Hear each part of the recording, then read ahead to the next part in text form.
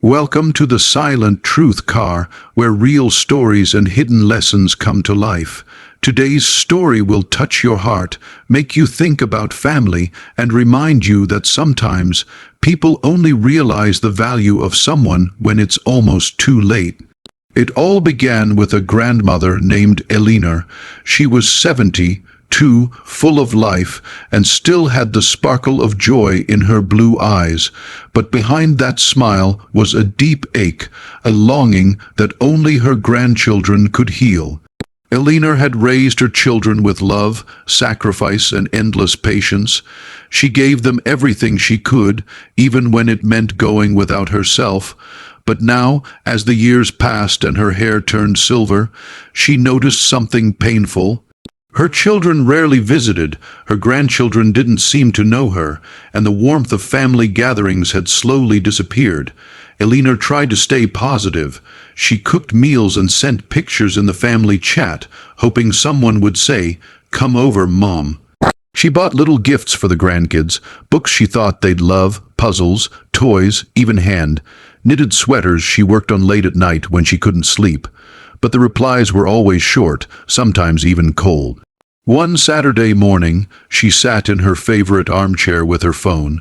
She opened the family group chat and typed something simple.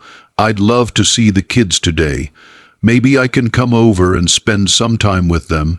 She hesitated, reread her words, then pressed send with a hopeful smile. Minutes later, the reply came. It wasn't from her son or daughter-in-law individually. It was from both of them. The words made her heart sink. "We're tired of you. Stay away." Eleanor stared at the screen. Her fingers trembled. Her eyes filled with tears. How could her own family say that to her? She had been nothing but supportive. She had always been there for them, babysitting when they needed, cooking when they were sick, even lending money when bills piled up. And now they told her to stay away. She sat in silence for hours. The house felt colder than ever before. Every tick of the clock echoed louder in her ears. By evening, she wiped her tears and whispered to herself, "Enough." The next morning, Eleanor put on her best dress and went to see her lawyer. She had thought about it many times before but never acted on it. This time, she was certain.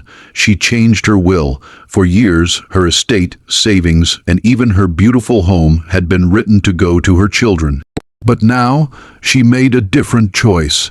She decided to leave everything to causes she believed in: charities for children, scholarships for underprivileged students, and even a local animal shelter she adored. Her lawyer looked at her with surprise. "Are you sure about this, Eleanor?" She smiled softly but firmly. "Yes. If my children don't see me as family anymore, then I will give to those who value love, kindness, and care." By afternoon, the documents were signed, sealed, and legally binding. Eleanor walked out of the office feeling a strange mixture of sadness and relief. It hurt to think of her family's cruelty, but she also felt empowered. For once, she wasn't waiting for anyone's approval. Later that evening, her son called. She didn't answer. Then her daughter-in-law called. Again, she let it ring. Soon, the family group chat lit up with messages. "Mom, are you okay? Please pick up. We didn't mean it like that. Can we talk?" By nightfall, the calls kept coming. 10, 20, 30 times. They went from casual to desperate. They even sent voice messages filled with apologies, excuses, and promises. Eleanor listened to them, but stayed quiet. Why the sudden change? Because by chance her daughter-in-law had spoken with someone at the lawyer's office. The truth had spread. Eleanor had changed her will. In a matter of hours, the same people who told her to stay away were now begging her to talk, to forgive, to fix this misunderstanding. Eleanor sat back in her chair, her phone buzzing nonstop on the table. She finally picked it up and wrote one message in the chat. "You told me to stay away. I'm respecting your wishes." Then she put the phone down and turned off the lights. That night, she slept peacefully for the first time in months. Days turned into weeks. Her children showed up at her house unannounced, knocking on the door, pleading for her to open up. Sometimes they left flowers, sometimes gifts, but Elena remained firm. She was polite but distant. She had made her decision. Deep down, her heart still ached for her grandchildren. She loved them with all her being, and none of this was their fault. But she also knew that her children needed to learn a lesson about respect, about love, and about not taking family for granted. Elena's story is not just about revenge, it's about dignity. It's about knowing your worth, even when those closest to you forget it. Sometimes people need a wake-up call to realize how much someone means to them. And sometimes that wake-up call comes at a cost they never expected. As months passed, Elena continued her life with quiet strength.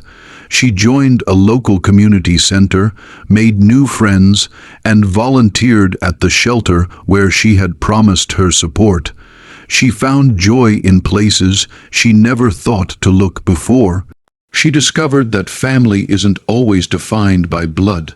It's defined by love, respect, and care. One day, her oldest grandchild, now old enough to make decisions on their own, came to visit her secretly. The child hugged her tightly and whispered, "Grandma, I've missed you." Elena's eyes filled with tears again, but this time they were tears of joy. From that moment, she knew that the bond of love could not be erased, no matter what. It would survive through the generations, even if it skipped the ones who had forgotten its value. And so, Elena's story became a reminder: never treat someone as though they don't matter. Because one day, you may realize they were the foundation holding everything together. This is the Silent Truth car, reminding you that respect and love are not privileges. They are duties we owe to the ones who gave us everything. Never wait until it's too late to appreciate them.